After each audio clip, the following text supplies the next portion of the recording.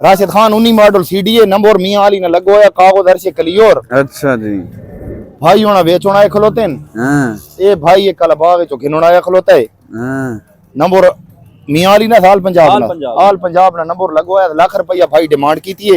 सौदा ट्रेन है अल्लाह पाक खैर करे थी गया तो ठीक गया नसीबा ने मंडा रहे बिल्कुल एक बयान दवाए फिर मुजम्मिल खान सोना सोने पैसे हो 80,000 ना सोने हो तू ला जा मेरा 80 वाली गल्लां को छोड़ 85,000 रुपये तो शुरू कर सा अज शुरुआत थी नहीं पई मत नहीं आके जो 85 दी देना पिया खैर है जिथे ब्रेक मारनी पवे मुजम्मिल ब्रेक मरवावे चा ठीक है बिरा 86,000 रुपया कर सा चा 86.5 करे सा 87 करे सा चा भाई जान मोटरसाइकिल देख तू मेरा मैं देख के कीमत ले सा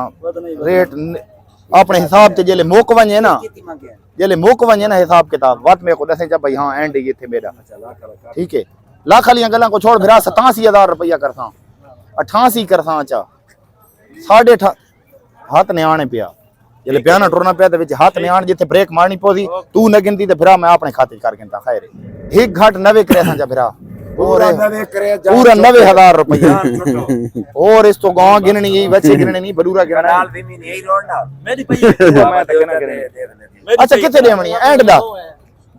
दा हो गया तो हीरे तक के खाना हां बिरा एंड दा सोका विच ना